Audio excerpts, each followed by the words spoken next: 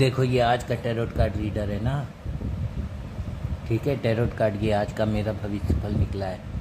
पहले घर में फूल दिखाया है, दूसरे घर में दिखाया है 2 ऑफ कप्स, तीसरे घर में आया है 7 ऑफ पेंटिकल, 6 ऑफ पेंटिकल, चौथे घर में आया है 5 ऑफ वैंड्स, पांचवें घर में आया है पेज ऑफ पेंटिकल, छठे घर में आया है 7 ऑफ वैंड्स,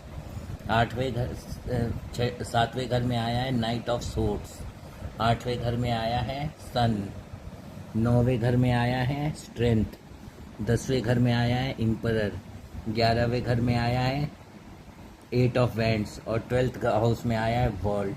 ठीक है ना। द वर्ल्ड कार्ड क्यों आया? वर्ल्ड कार्ड सही तो आया है क्योंकि देखो 12th हाउस राहु का हाउस होता है और राहु क्या होता है? विदेश यात्रा का हाउस होता है और इसमें वर्ल्ड आ गया तो मतलब 12वें घर में वर्ल्ड आ गया, मतलब अब मैं विदेश यात्रा के लिए तैयार हूँ। समझ गया। पहला घर देखते हैं। देखो एक फूल था, समझ रहे हो, वो जा रहा था, फिर उसको दूसरे घर में उसको बाबू को बेटू मिल गई है ना। तो ये क्या होगा? ये अचानक से एक फूल था, उसने ऐसे ही अपना इशारा किया, उस लड़की को लगा कि ये इशारा मेरे लिए कर रहा है, तो वो उस पर लट्टू हो गई कि इसने मेरे लिए कोई इशारा किया। समझ गए। फिर उसके बाद क्या होगा? इसकी शादी हो गई। इसके बाद फिर इसके पास धन संपत्ति आ गई। ये बाबू है, ये सत्येंद्र सुअर है, ये सुनीता कुत्ती है, ये दोनों भीख मांगने लग गए, है ना। ये बाबू है, ये सत्येंद्र सुअर है और ये सुनीता कुत्ती है। इन लोगों ने 54 लाख का मुआवजा दे दिया, ये लोग झोपड़ी में रहने चले गए अपना घर बेच करके और गरीब हो गए। तो अब बाबू दोबारा तो इन लोगों को पैसा दे रहा है कि ले लो, तुम लोगों ने 54 लाख दिया था लेकिन 12 लाख वापस ले लो, 14 लाख वापस ले लो, 40 लाख मैं अपने पास रख लेता हूँ। फिर क्या है? ये 5 ऑफ वैंड्स है। ये मतलब क्या है? जैसे बाबू यहाँ पे खड़ा हुआ है सबसे बीच में और ये सब बाकी सब भाई है जो वो मतलब रुपए पैसे का जायदाद के लिए लड़ रहे हैं। लेकिन हमने क्या किया? गोल्ड गेन रिचेस के लिए 5 लोग लड़ रहे हैं, उसमें से ये जो है इसी को सारे गोल्ड गेन और रिचेस मिल गए। समझ गए। छठा क्या है? Page of pentacle. इसने गोल्ड गेन रिचेस की लड़ाई में इसने बाजी मार ली। बाजी कैसे मार ली? कि सब लोग 89 करोड़ वाले गरीब आदमी बनेंगे नौकरी करके, और मैंने यूट्यूब से 9721 पदम वाला रास्ता खोज लिया।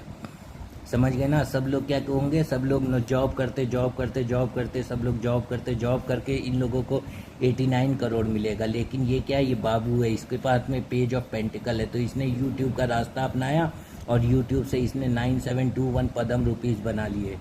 और 7 ऑफ वैंड्स है, मतलब ये एक स्टेबल जगह पे खड़ा है और ये जो 6 है वैंड्स स्टिक इसके पैर पे मार के इसको एक ऊपर की ज़मीन से गिराना चाहते, लेकिन ये कर नहीं पा रहे क्योंकि वो हाइट पे भी है और उसके पास एक डंडा भी है, इसलिए वो इन सब की लाठियों को मार के भगा देता है।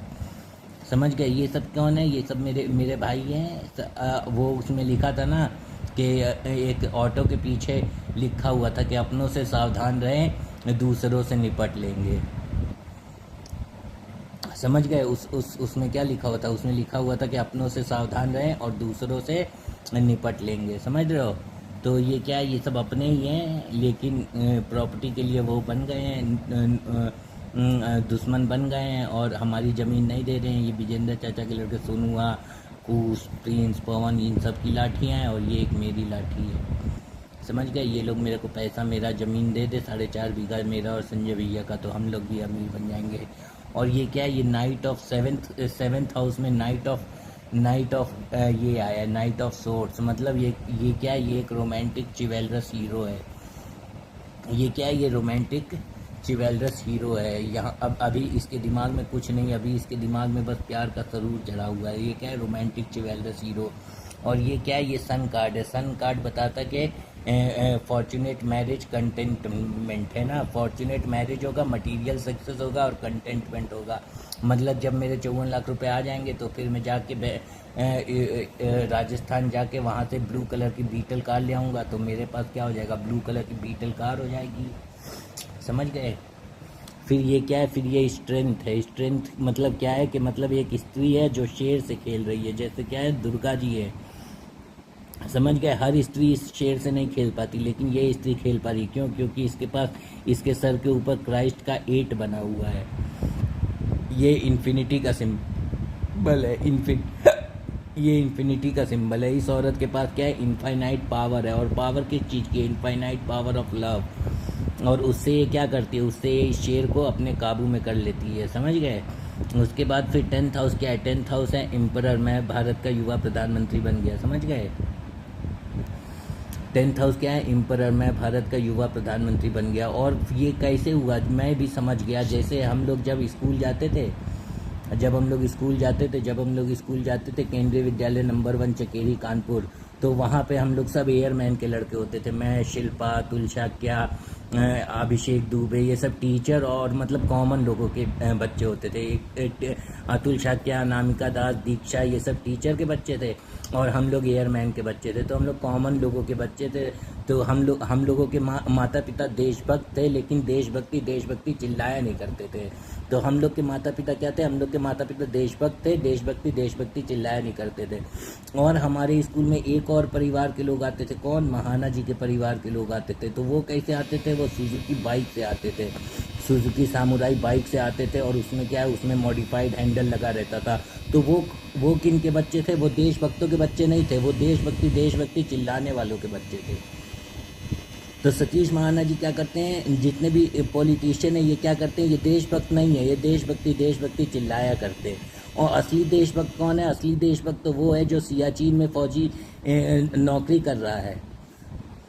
सियाचिन में जहाँ पे ठंड से बूट पहनने से ये पैर गलने लगते हैं। ठंड में बूट पहनना पड़ता है, और बूट में क्या होता है, उसमें हल्का सा भी पानी लगने लगता है और धीरे धीरे वो मोजे भीग जाते हैं। और उसके बाद पानी लगने से क्या होता है, वहाँ पे पैर गलने लगता है और बहुतों का तो पैर काटना पड़ जाता है, इतना सड़ जाता है सियाचिन में। इसीलिए वहाँ पे कोई भी मतलब आर्मी का जो जवान भेजा जाता है उसको 3 महीने से ज़्यादा उस पोस्ट पे नौकरी नहीं की जाती, क्योंकि 3 महीने से ज़्यादा अगर वो नौकरी करेगा तो उसके पैर गलने लग जाएंगे ठंड की वजह से सियाचिन में।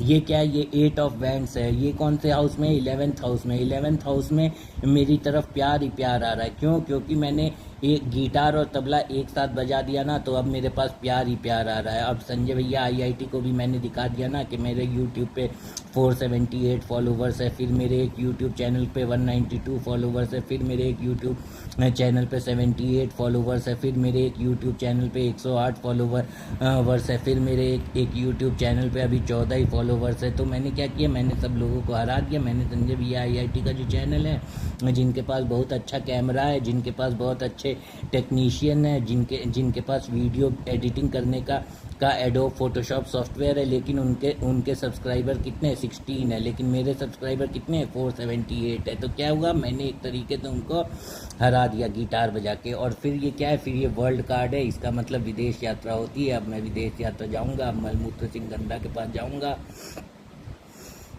है ना।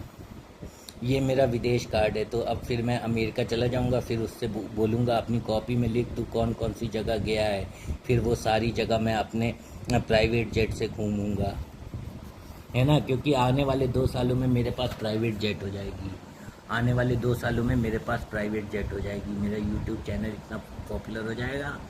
अभी मेरे आसपास के घर के आसपास के लोग मुझे पहचानते हैं, रामा देवी के लोग मुझे पहचानते हैं, धीरे धीरे नौबस्ता किदवई नगर के लोग भी मुझे पहचानेंगे, और धीरे धीरे फिर नौबस्ता किदवई नगर, बर्रा और जरीब चौकी, और कौन कौन सी जगह है, जरीब चौकी है, और भी बहुत सारी जगह है। स्टेशन के पास 1 नंबर स्टेशन है, 8 नंबर प्लेटफॉर्म है, टाट मील है, इधर भी सब लोग मुझे पहचानने लग जाएंगे। धीरे धीरे मेरा यूट्यूब चैनल इतना ग्रो कर जाएगा, इतना ग्रो कर जाएगा, और फिर मेरे पास लाखों करोड़ों की संपत्ति हो जाएगी, और मैं 9721 पद्म रुपीज़ कमा लूँगा, और तुम लोग सब देखते रह जाओगे, और जो हंसने वाले हैं वो लोग हंसते रह जाएंगे। जब मैं शिव जी को जल चढ़ा रहा था और उसका वीडियो बनाता था, एक शॉर्ट छोटा सा, और उसमें फिर शिव जी का एक भजन डाल देता था, तो सब लोग हंसते थे कि देखो इसने भोले बाबा को जल चढ़ाया, उसका वीडियो रिकॉर्ड किया और शिव जी का भजन एक शॉर्ट में से कॉपी किया, और उसके बाद दोनों को मिला के ये एक वीडियो बना दिया। तब 17-18 लोग, 22 लोग उस वीडियो को देखते थे, 137 लोग उस वीडियो को देखते थे, 200 लोग उस वीडियो को देखते थे, लेकिन मेरे घर के लोग हंस रहे थे। लेकिन आज जब भोले बाबा ने आशीर्वाद में मेरे को 2-2 बाइक दे दिया ना, एक ही दिन में भोले बाबा ने मुझे 4.5 लाख रुपया दे दिया। सब लोग की हालतें खराब हो गई।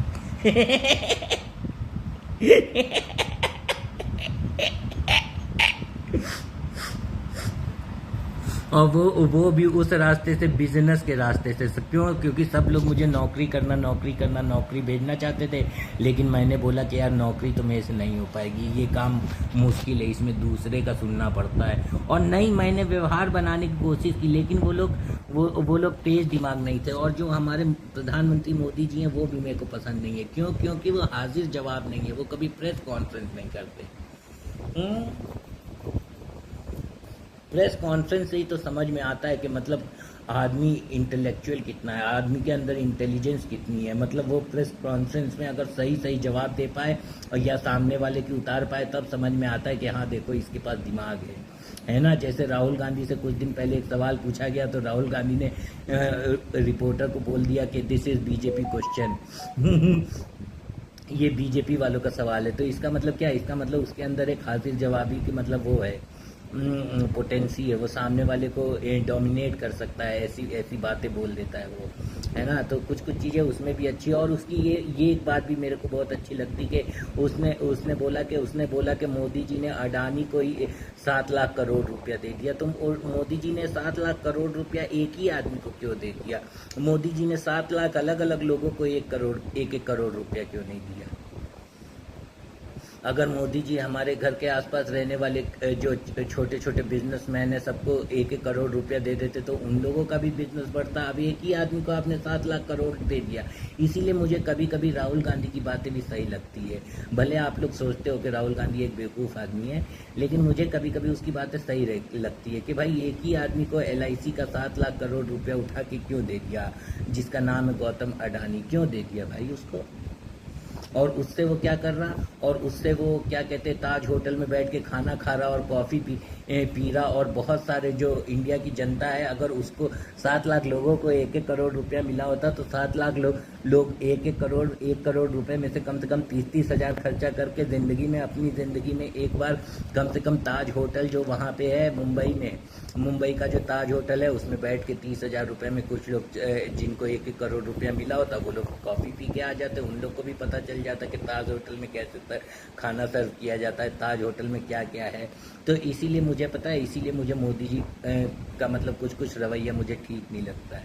और एक और चीज़ है कि मतलब बाकी सब लोगों से भी मैं पूछना चाहता हूँ कि कानपुर के शहर में जो खड़ंजा वगैरह मतलब गंदी रोडें हैं, है ना। कानपुर के शहर में जो मतलब रुके हुए पुल हैं, तो पहले जब कांग्रेस सरकार थी तो सतीश महाना जी बहुत चिल्लाया करते थे कि पुलों का निर्माण रुका हुआ है, सड़क अच्छी नहीं है और ये सारी चीज़ें हैं। और आज जब 2024 में वही खस्ता हाल है, कई सड़कें खस्ता हाल है और कई पुल का मेट्रो का कामकाज स्लो हुआ पड़ा है, तो अब सतीश महाना जी चिल्ला के और अनशन नहीं करते। अब मुझे ये समझ नहीं आता कि जब उनकी सरकार कर रही है तब वो अनशन क्यों नहीं कर रहे। इसका मतलब वो क्या है? इसका मतलब वो बायस्ड है ना। अगर आपको अच्छे काम से मतलब था तो आपको अभी भी चिल्लाना चाहिए कि हाँ अभी भी सही काम नहीं हो रहा। और उन्होंने खुद बताया था कि 1990 में जब मैं नॉमिनेशन भरने गया था यहाँ से लखनऊ, तो अपनी मारुति 800 कार से गया था। और वहाँ पे पहली बार मैंने राजनाथ सिंह को देखा था। तो मैंने एक आदमी से पूछा कि ये कौन है, तो उसने बोला ये राजनाथ सिंह है। फिर एक दो और मंत्रियों के बारे में उन्होंने बताया कि फिर मैंने इनको देखा। फिर मैंने इनसे पूछा कि एक आदमी से पूछा कि ये कौन है, तो उसने बताया कि ये कल्याण सिंह है। तब फिर उनको पता चला कि मतलब बीजेपी पार्टी में ये सब लोग हैं। फिर उनकी शाम को गोष्ठी मतलब एक मुलाकात मीटिंग हुई और उस मीटिंग में उनको सबको जानने का मौका मिला। ठीक है। और क्या एक और बात ये, जब हम लोग स्कूल में पढ़ते थे केंद्रीय विद्यालय नंबर 1 में, तब 2002 में मैं 12th क्लास में था। तो जब मैं 12th क्लास में था तो सुषमा स्वराज जी यहाँ पे आई थी। और फिर उस समय भी मैं पॉलिटिक्स में बहुत रुचि लेता था। तो लाल बंगले चौराहे पे सुषमा स्वराज जी और सतीश महाना जी दोनों खड़े थे। तो दोनों ने अपना अपना व्यक्तित्व दिया था। तब भी मैंने उन दोनों को देखा था। और उसके बाद भीड़ को काटते हुए मैं सुषमा स्वराज जी का वो भी लेना चाहता था ऑटोग्राफ, लेकिन मुझे ये सौभाग्य नहीं मिल पाया था। लेकिन सुषमा स्वराज जी ने बोला था कि भगवत गीता को इंडिया के स्कूल में 6 से लेकर 12 तक पढ़ाना चाहिए। और ये बहुत सही बात बोली थी। और उन्होंने बोला था कि भगवत गीता पढ़ना चाहिए। उससे मैं राजनेता बनी हूँ, तो मैंने भी भगवत गीता को 4, 5, 6 बार पढ़ डाला।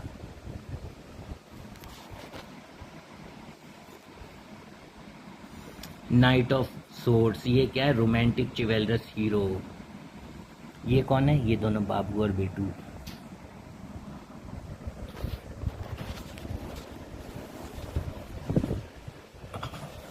ये कौन है? ये बाबू है, ये अपने गिटार के साथ घूम रहा है। और ये कौन है? जब शादी के बाद जब अभी 54 लाख रुपए मिल जाएंगे सत्येंद्र सुअर और सुनीता कुट्टी से, तो मैं अमीर हो जाऊंगा, और ये सत्येंद्र सुअर और सुनीता कुट्टी ये लोग गरीब हो जाएंगे। और ये क्या है? ये गोल्ड गेन रिचेस का है। ये द सन कार्ड है, material fortunate marriage, material happiness, contentment. और ये क्या है? ये वर्ल्ड कार्ड है ना। और ये क्या है? ये एरोज ऑफ लव है, 8 ऑफ बैंड्स। और ये क्या है? ये एक एम्परर है। और ये क्या है? ये स्ट्रेंथ कार्ड है।